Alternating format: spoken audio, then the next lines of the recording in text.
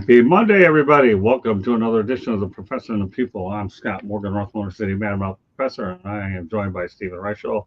The people have a really busy show today. Stephen, how was your weekend, my friend? Well, as can be expected, my friend. Just another weekend of life. I understand that. Well, we have a lot of topics to get to, so let's get right to it. UFC signs a 7-year, $7.7 billion broadcast deal with Paramount Plus and CBS. The pay-per-view model ends in 2026. Break this deal down, Stephen. Well, I mean, I'm gonna pull this graphic up right here. This is best explains it to you. While the UFC was under ESPN in the recent deal that they had, fans were spending a yearly cost of upwards of almost $1,100. Wow. This new deal with Paramount and CBS is going to affect the fans in a positive way. This is definitely, if you asking me, if you're a combat sports fan, you're a UFC fan. This is all that you can ask for. Barely spending $200 annually for UFC content, pay per view shows, things of that nature is a blessing. It's an absolute blessing for fans. But on the other side of this thing now a lot of these athletes, and some of the higher level guys were getting pay per view points and things of that nature. So now your top earners, you're taking away a set of income from them. So I'll always be pro athlete. So I think that's going to probably be the question moving forward is how are you going to compensate these athletes proper? Because some of these guys are coming in, they're getting 5-5, and then if they win, you get 14-14. To show and make weight and win. So it's one of those things that you're going to have to look at. But as a fan, you couldn't ask for a better deal. Like a lot of people already have the Paramount app, so it's not like you're spending out of pocket more than what you usually do. Having the UFC back on a major network with CBS is big. We haven't seen that since the Fox deal, at least in my opinion. So I think the two different avenues, and then that number, man, $7.7 billion deal over the 7-year contract that they just signed. The UFC picks up a pretty coin with that. Hopefully, like I said, hopefully that matriculates down to some of these fighters, and we can start seeing some better payouts for them because a lot of these athletes, people don't realize how much they spend out. Half the time, a lot of these guys are, borrow from Peter to pay Paul, and you can have a fight fall out last minute, and then you're not fighting for 6 months to a year. Sometimes, like there's a lot of fluidity to it, but it's overall, I think it's a massive deal. I think it's a deal that the fans can definitely get behind. Doing away with the pay per view model, I think it was something that was it's an outdated model for all the sports, in my opinion. For all the Right. combat sports, it doesn't matter if we're talking boxing, if we're talking MMA, whatever it is. The pay per view model is damn near dead. The live streaming, app nature is kind of where the sport has gone, and I'm glad to see the UFC kind of get behind it. All right, here's where I'm going to go with this, Stephen. Number one, everything you're saying is good. If it's better for the fan, I'm all for it. I'm going back to CBS. I'm going back to show why I have these gray hairs. Okay. Number one, CBS was big on boxing many years ago. Okay.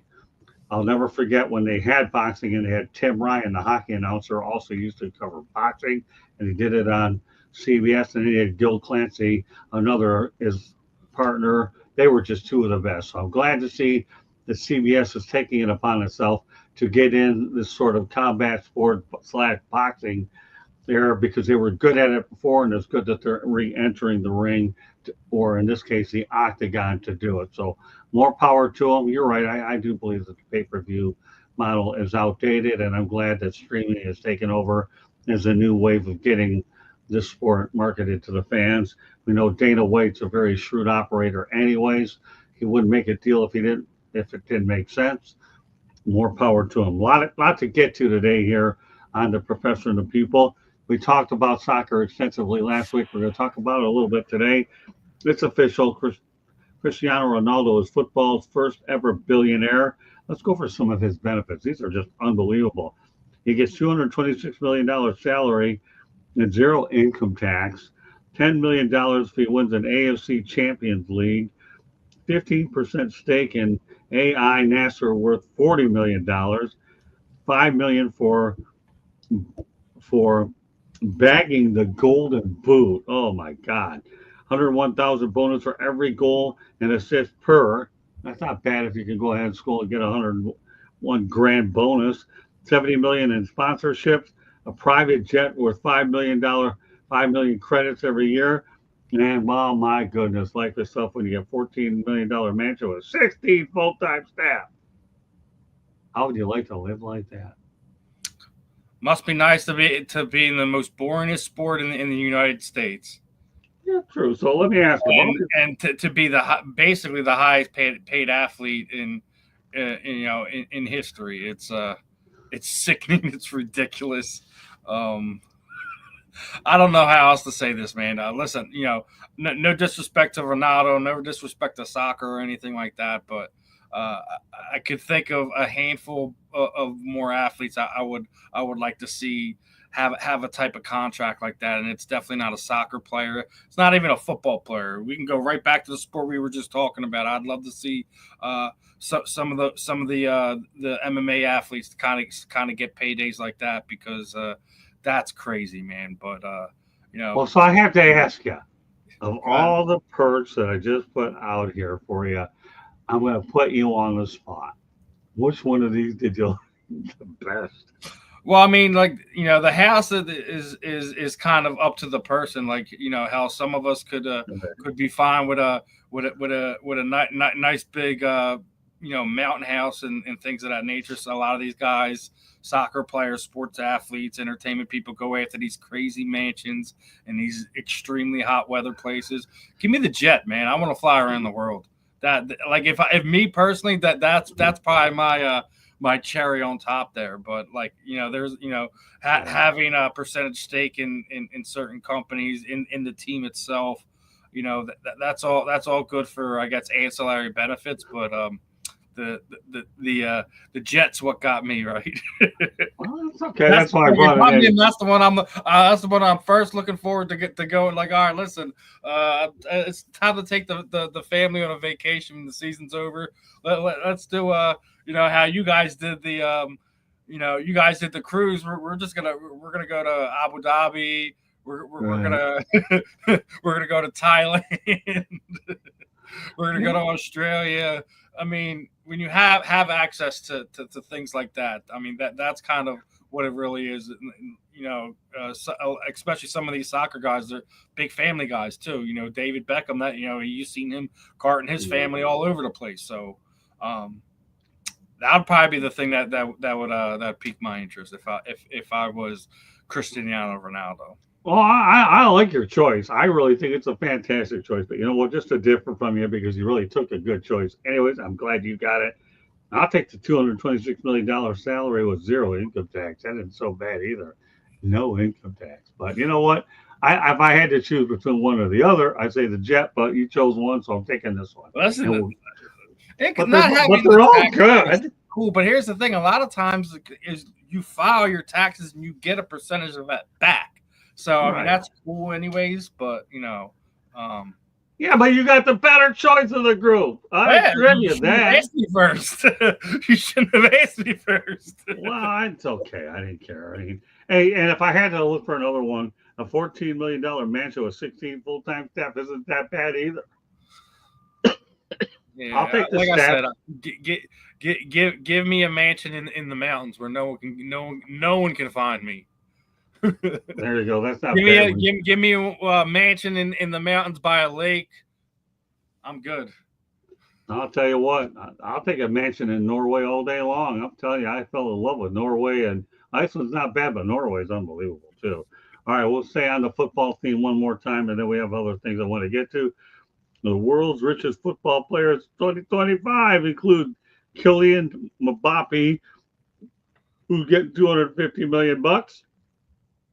Dave Whalen, 210 million bucks. Kareem Benzema, 200 million. Zlatan Abramovich. I'm getting better at pronouncing his name with every time we bring him on here. 190 million bucks. Wayne Rooney at $170 million. And we have Faik Bolkaya at $20 billion. Oh my goodness, this guy's doing pretty good. We all talked about Cristiano Ronaldo at $1 billion, Lionel Messi at 850 million, David Beckham 671 million, and Neymar Jr. 350 million. That's not bad pay if you can get it. Again, severely overpaid, all of them. That's all right. Oh, they Listen, get good paid money. Like, listen, whenever you can get your bag, and how much ever these people are willing to pay you, that's what they're willing to pay you, man. You're not going to turn it down. So, Right.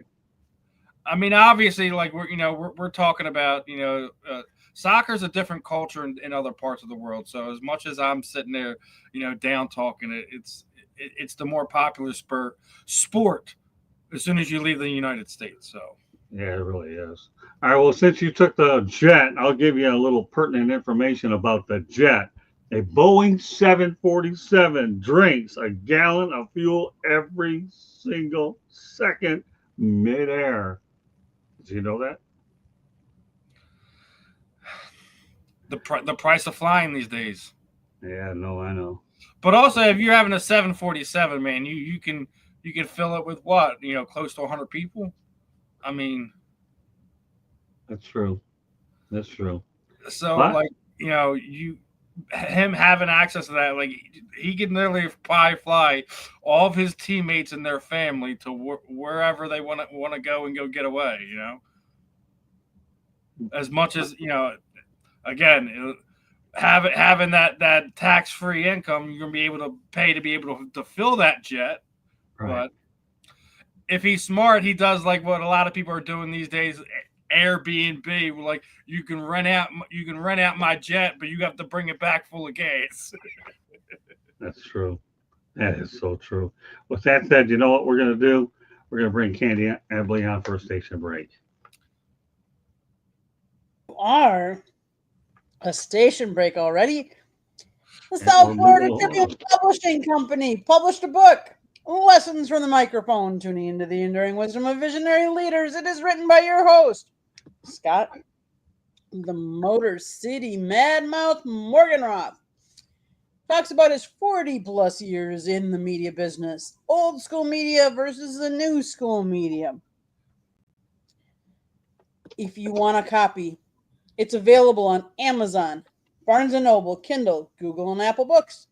There's also a link on our website, www.southfloridatribune.com, where you can find a plethora of great content. Go check it out. If you see the red subscribe button in that lower right-hand corner, that means you have not yet subscribed to us. Click it, like us, share us, and then turn on the notifications so you're notified whenever we put up new content. All kinds of content going up, from shows to our trip. Scott did some interviews with people and just did some vacation scenery talking about it as I was scanning. So go check out the channel. If you like to listen to podcasts, you can find us wherever you get your podcasts. If you want to advertise, call Scott, 954-304-4941. And if you want to be a guest or have topic ideas, you can always email us at southfloridatribune@gmail.com. Back to the program. Hey, Katie, did you by chance happen to have one on here? Do you have the singing one of mine, Make Your Own Kind of Music? Do I have it on? Yeah. I mean, I could play get it for you in a minute. Give me a second. Play that one. I haven't heard that one in a while. Candy did not even realize that there was an actual song, Make Your Own Kind of Music.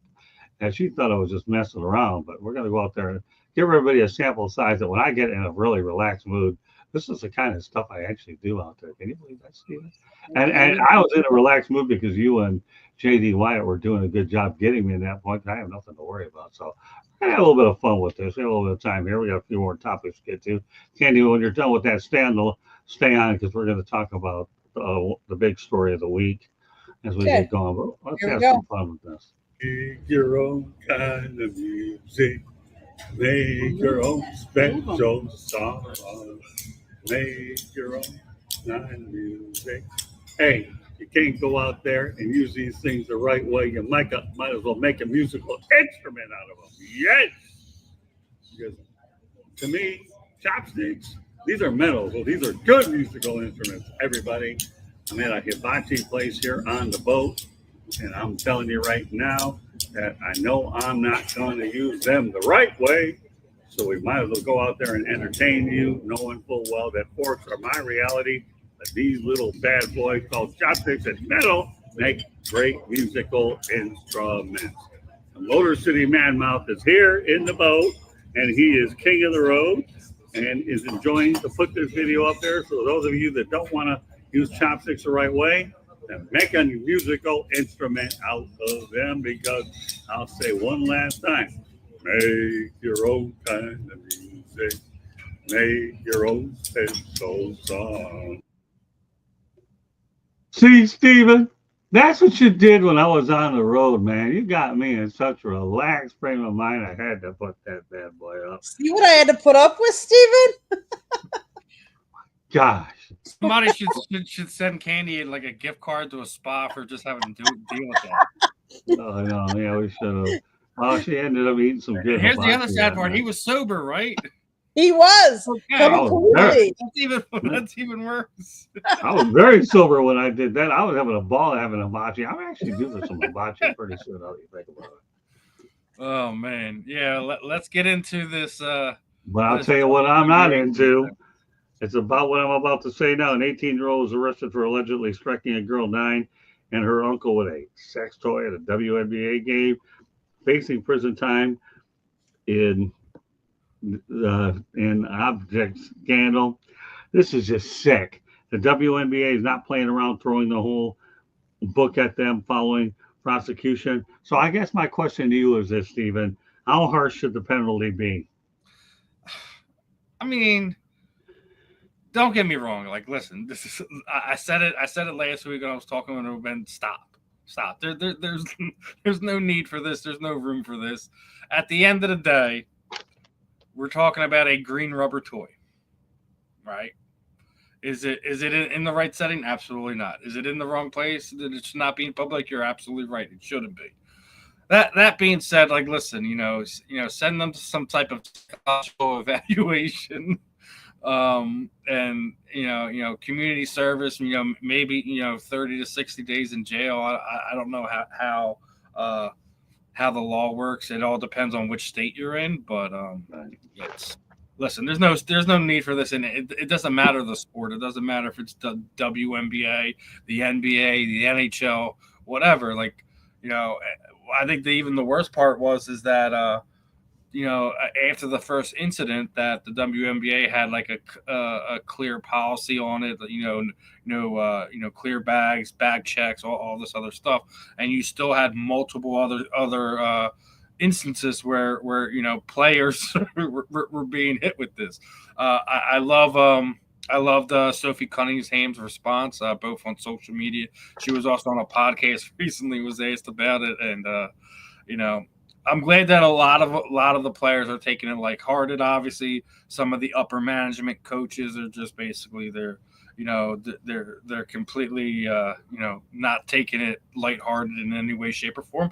Nor should you, because at the end of the day, like, listen, an object like that could hurt somebody, could leave a significant bruise on somebody.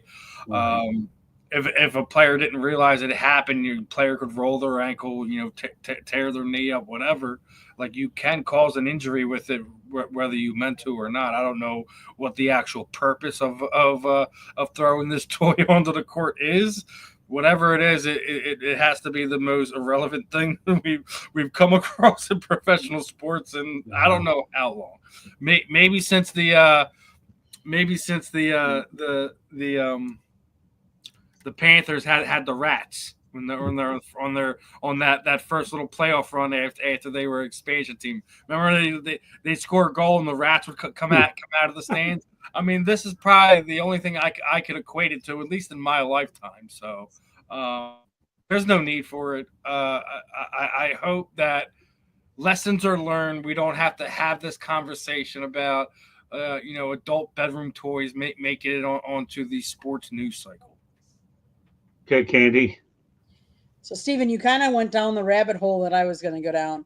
The only time it is okay to throw something down onto ice, onto, whatever, the only time it's okay is after the Red Wings win. They always throw the octopi.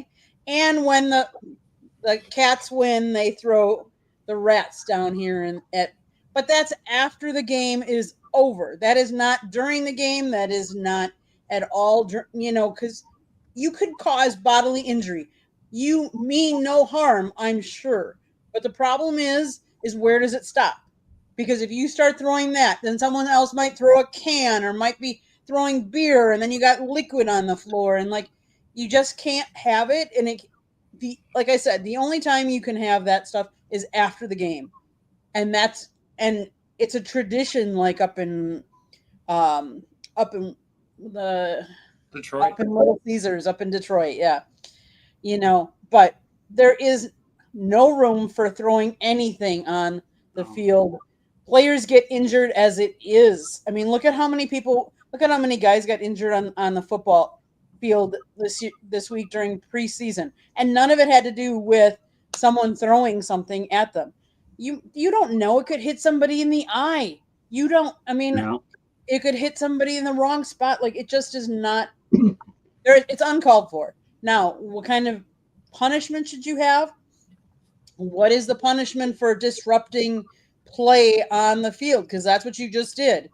Your seat should be yanked. I know if you're a season ticket holder of any sport, your season ticket would be gone. Should you be arrested? You could have done bodily harm to somebody. So, yes, I think there's got to be some kind of fine. No, I'm not saying how long jail time is. It depends on, each state and what they're going to charge you with. And it depends on, what I think it is you're throwing. Well, all right. So here, there's no room for this, especially. I'll just say this. You went down my road this time because, number one, I was worried about eye injuries. I have glasses on, so if anybody can appreciate eye vision, I certainly can. In terms of prison time, you two are nice. I would say I'd love to lock them up between 2 and 5 years in prison. If that doesn't scare the daylights out of you, I don't know what will. I'm just saying, you know what? In my opinion, you got to have something that is a big, major deterrent so these people don't do it. Season tickets, yeah, slap on the wrist. I don't think it needs to be that major. But I know you don't. I say it does. I like the way Candy was thinking, removing season tickets and things like that. But like I said, like, whoever's doing this has some serious screws loose upstairs. Make sure they get some psychological evaluations. Some type of community service. Maybe probation a few years. And like I said, 30, 60, 90, 120 days in jail, whatever it happens to be, depending on like if this guy has previous records and things like that. But like I said, multiple different people were still able to do this in different states and in different teams. So it's like we're in this crapshoot. Like, there's something that should happen, but I don't know about years. Well, hey, that's you. I'm a hard you-know-what. I am. You go out there with somebody, you damage them in a certain way, you got to pay the price. You got to make people think. Yeah, how many people get away? Let me tell you another thing. Hold on. My turn, okay? I live in a state where there's a death penalty here, okay, in Florida. And I'm glad they have it here. And I could probably be getting into trouble with this. I don't really particularly care. If somebody kills anybody, they should be subjected to the death penalty. You take out somebody, you want to scare the daylights out of them about what could happen. But that's just me. Death penalty, capital punishment, I'm fine with. I believe that you have to send the strongest message in public to avoid any potential things like this. That's all I'm saying. Now, in this particular case, yeah, I think you should slap them in jail for a while. Let them have those peanut butter and jelly sandwiches and let them lock them up with some of these prisoners that crazy like I am, but without the caffeine. But the reality is they ain't got to put them in there. Lock them up. Who cares? And then I guarantee you throw those objects at somebody else, you know what's going to happen? You'll be MEAT, called meat. Okay, do it. But that's baloney. We're seeing this stuff at a WNBA game. You know, I can't imagine the same objects they're talking about that they're talking about WNBA game are going to hit an NBA game, although they'll think there's something else to do. But still, and I'll you take it a step further. You talk about fans being nuts. Let's go back in time. Monica Seles was stabbed on the court. I remember that. Yeah, so that was bad too. So there has to be a way to incite tennis fear. Players are still being stalked. Right. Yeah. So the bottom line is that fans can get out of line.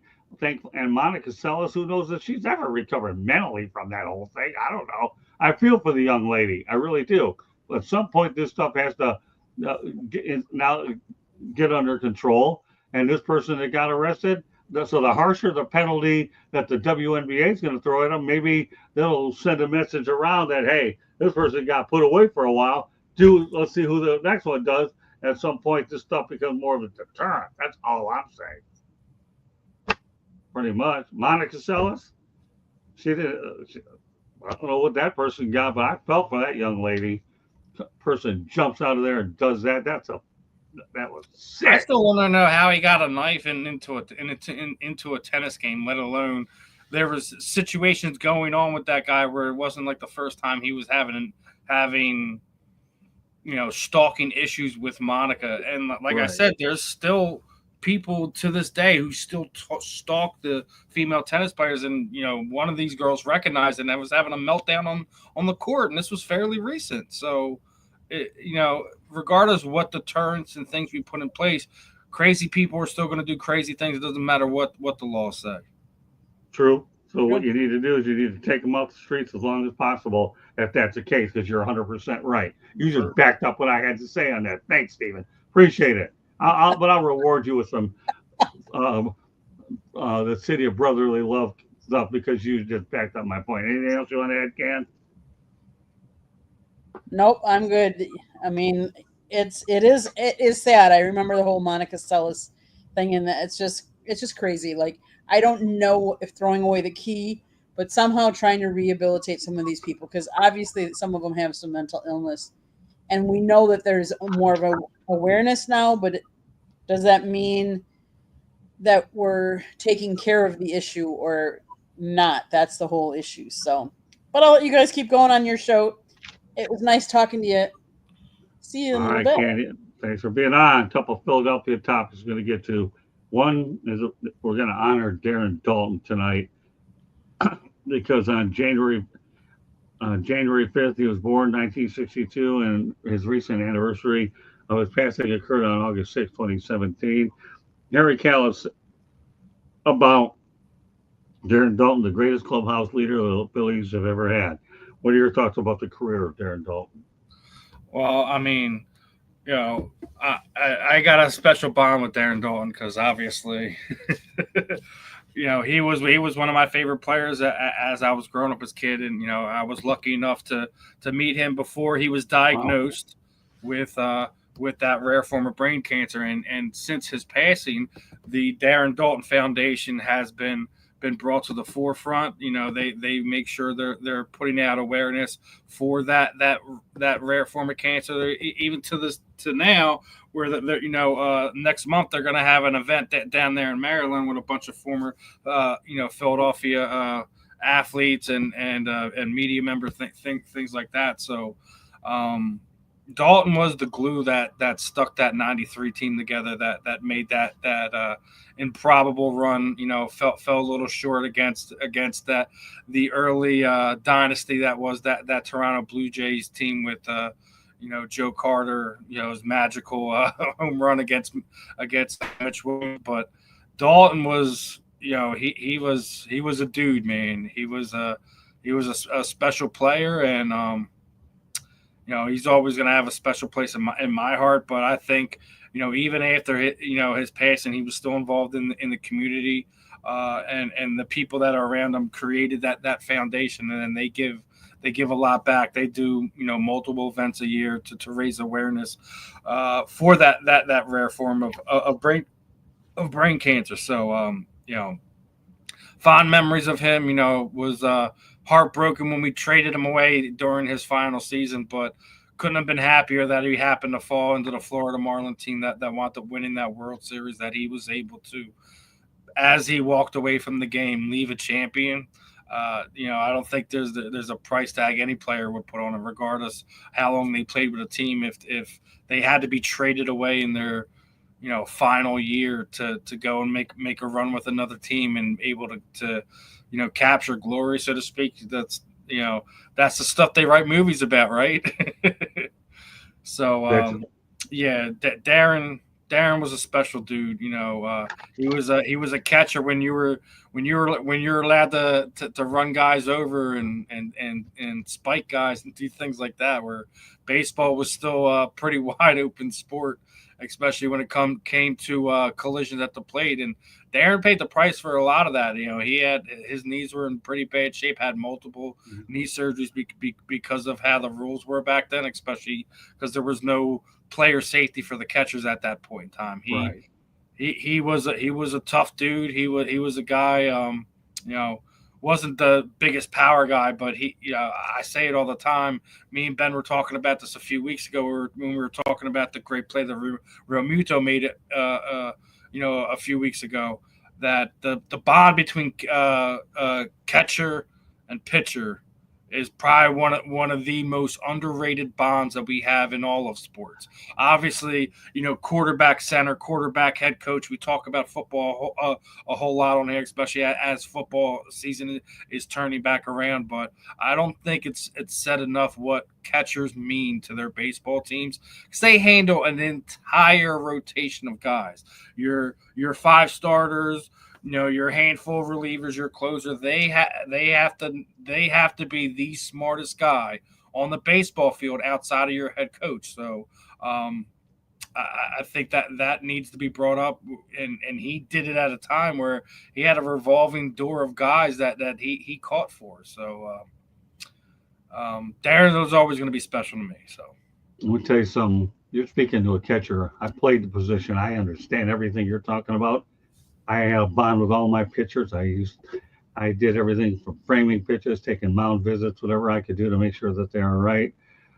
And you are so right. The bond between them and what Eric Callis said was unbelievable. But I'm glad that you had a chance to really appreciate him as a hero and take a picture of that, because I know that's something that someone like you can always appreciate and remember. That was the first professional athlete my kid met. Like we met him. I was literally about to take a road trip up to Elmira, New York to, have my daughter meet, the other side of my family for the first time. I was like, well, as we're on our way going that way, hey, Darren Dalton's doing a sign, and had him, sign a card. This is before they started charging you to take photographs and everything like that. But it's a special memory for me, and he was a special dude. Why don't you put that pull back up there? One more topic to get to. I literally just pulled it out of the back end. Oh, that's okay. No problem. Well, we're glad I had a chance to see it. For those of you that missed it, then you can just go ahead and rewatch the episode. You'll be able to see it again and be able to look at it on your time. So that's that final topic of the night before you go to your agenda. Jose Alvarez was suspended 80 games without pay after being tested positive for exogenous testosterone, and actually is set to return in about 2 weeks. Could this be the Phillies' weapon down the stretch? We already got our weapon down the stretch. Okay. Listen, all I gotta say is thank you to the Minnesota Twins for allowing us to steal not one but 2 high caliber players off of you during the trade deadline. When you were able to nab a guy like Johan Duran, and literally you've seen the difference he's made in less than 2 weeks in that bullpen. They settle things down. He recorded the fastest pitch by anyone at Citizens Bank Park at 103 miles an hour since we made the trade. Getting Arenado back is just the cherry on top. Some of these guys are been logging some innings as we've had some rough goes with health as far as our rotation goes. Looks like Wheeler's about to have another stint as per annual, because he likes to he overworks himself a lot of times.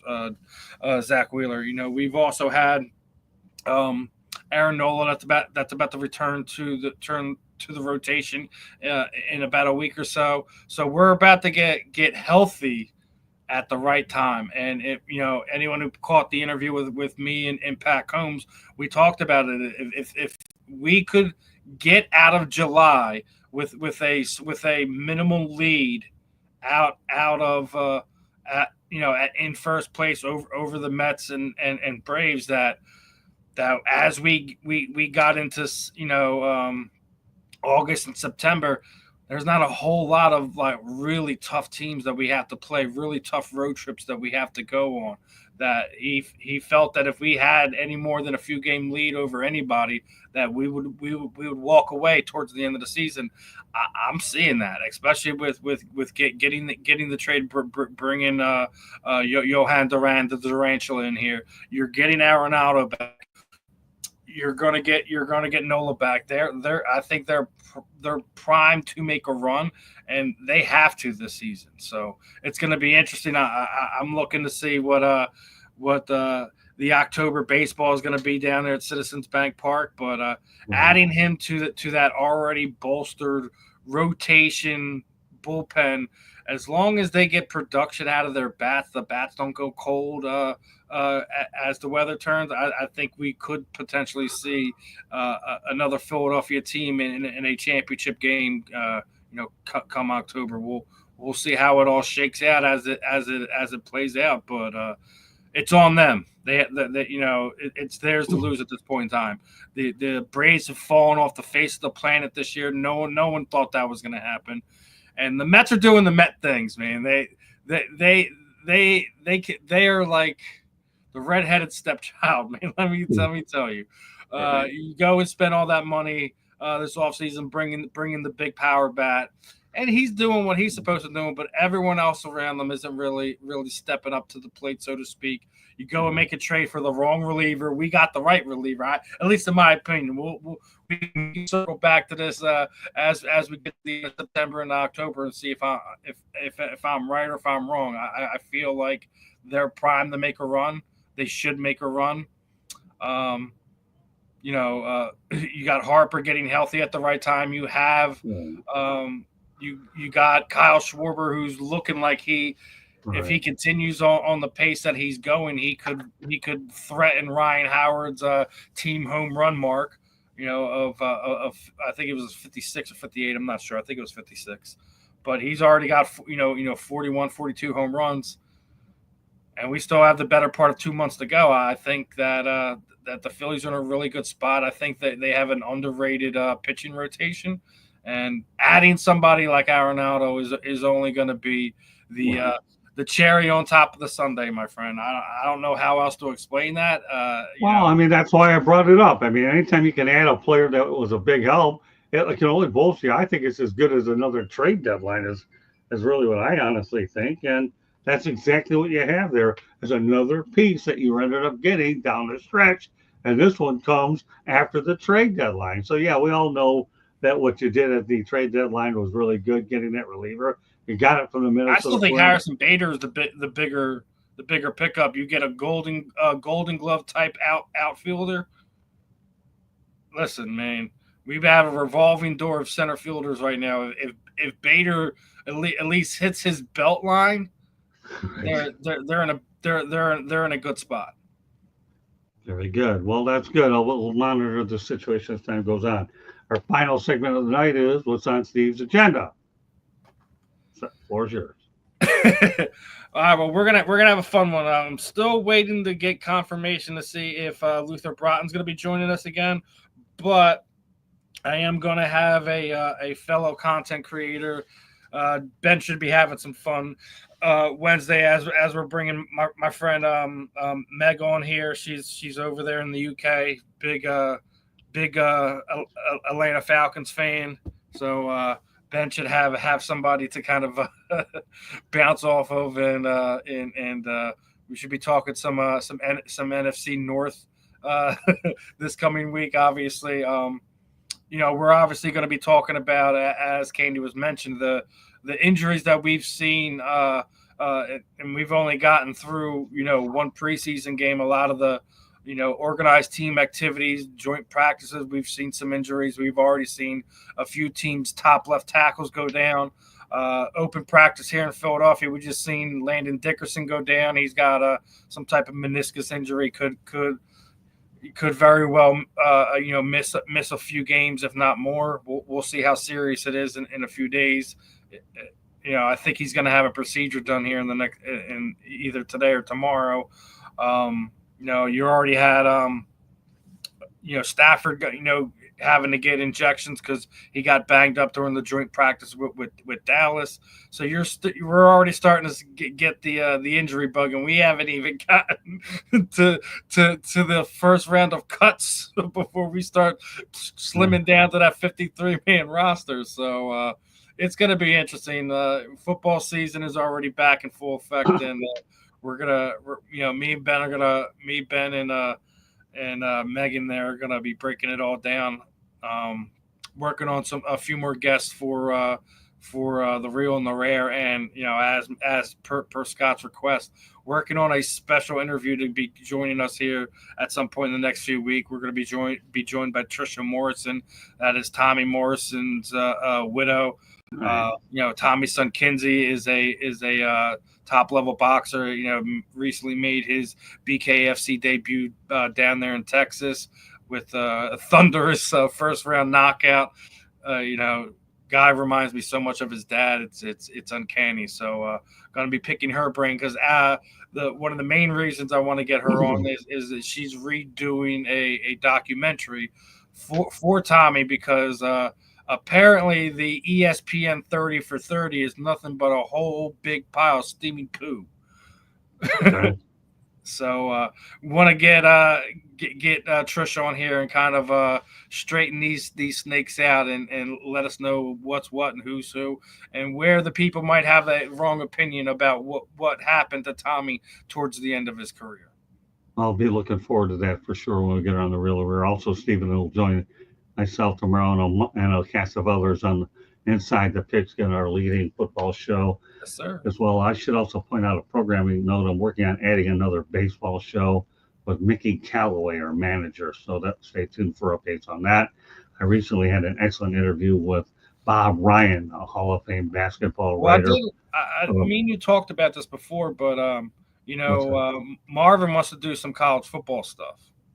Absolutely. Well, we'll go ahead and do that too. Like whenever he figures it out, a name, whatever, we'd be more than happy to do that for him. So as we're getting ready to do some baseball stuff with your former manager, Marvin Powell, our team contributor here he's been getting the podcasting bug. So we should be seeing a lot more content coming out from the South Florida Tribune Media Network here. Let me tell you something. Marvin Powell's one of my favorite people. He's got carte blanche on this network, and you tell him I said that, and I'll tell him I said that too. But you tell him before I tell him that Marvin Powell has carte blanche on this network. So we'll figure it out.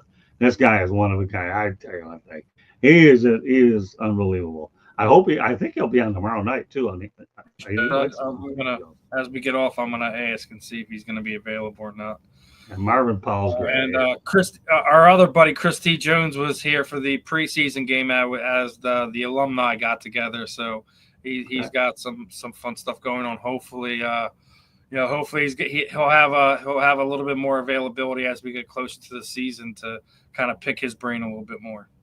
Well, we got a great crew. We had Tom Shanahan, so he gives us an experienced person in college football. Tommy's been a good addition. We had a lot of great people on that show. I could put a lot of different people on there. We got a pretty deep group there, and I'll keep having it deep. One guy can't make it, another one pops in, and we don't miss a beat. We just keep that thing rolling and rolling and rolling and rolling. So tomorrow night, Inside the Pigskin, and I'll be and afterward, this show, by the way, we have 108 Stitches Baseball Talk. Got a big crew and an awful lot of topics. So hope you can join us on 108 Stitches Baseball Talk. Stephen and I do the Professor and the People on Monday nights at around 7:20 p.m. Eastern Time. So glad you can join us. For those that are in the chat room or not in the chat room, you can always comment after the fact anyhow. And I do the best I can to return your comments as quickly as possible. So if you don't catch us right away, no problem. Catch us later. I mean, I realize everybody has a life. They're busy.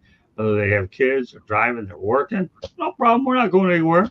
Just go ahead and please subscribe to the South Florida YouTube channel. With that said, Candy, we'll go for one more station break and we will call it a night because we got a loaded show afterwards.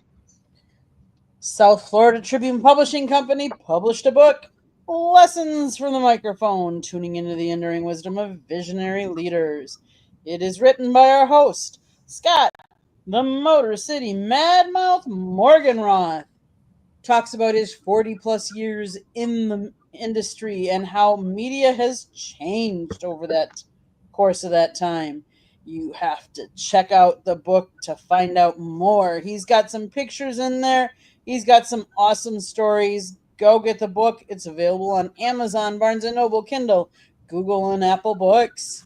There's also a link on our website, www.southfloridatribune.com, where there is a plethora of great content. Go check it out, especially if you like college sports down in South Florida. We get stuff from the Gators, Florida State Seminoles, FAU Owls, the USF Bulls, and of course the Miami Hurricanes. So go check out. If you like to listen to podcasts, you can find us wherever you get your podcast. If you want to be a guest or have topic ideas, you can always email us at southfloridatribune@gmail.com. If you want to sponsor a show or all of our shows, contact Scott, 954-304-4941. Again, if you see that red subscribe button in that lower right-hand corner, click it, subscribe. Share us with all your friends and family, and turn on that notification button. That way you're notified whenever we put up new content. We always have great content coming out, whether it be a new show or an old show or some of our travels. If you want to see wackiness Scott playing with his chopsticks, go check out that video. He's got more up there as well, so go check it out. He talked to a tour guide for over 30 minutes in Amsterdam. That video's up there. And he even talks about prostitution on that one. So go check it out. He does. Stephen, you wouldn't believe it. So go check out our channel. With that being said, I think I said enough. Wow. Yeah, you got Steven's attention when you mentioned the word prostitution. Yep. Well, I told you one thing, Stephen. When it comes to an interview, I don't really particularly care what a lot of people are saying. I just go out there and just do what I got to do. No holds bar, man. No holds bar, brother. I just do what I got to do. So, but that does conclude this edition of The Professor and the People. I don't need prostitution. I have the best wife on the planet, but there's a lot of people out there that could probably use a little bit of relief out there. And if that's the case, I'm leaving it on that note because I don't want to get into trouble. I think between prostitution and the death penalty and capital punishment, I've said plenty for this show, but I got Stephen laying down here because I'll tell you, UFC is dropping pay-per-view, and I'm about ready to drop this show for another one. So on behalf of my co-host, Stephen Reichel, my name is Scott Morganroth, the Motor City Madmouth. Thank you for joining us on this edition of The Professor and the People. We'll see you next week at the same time. Everybody, thank you very much for joining us. Have yourself a great week, and we'll have fresh more hay and a whole lot more to say. Good night, everybody.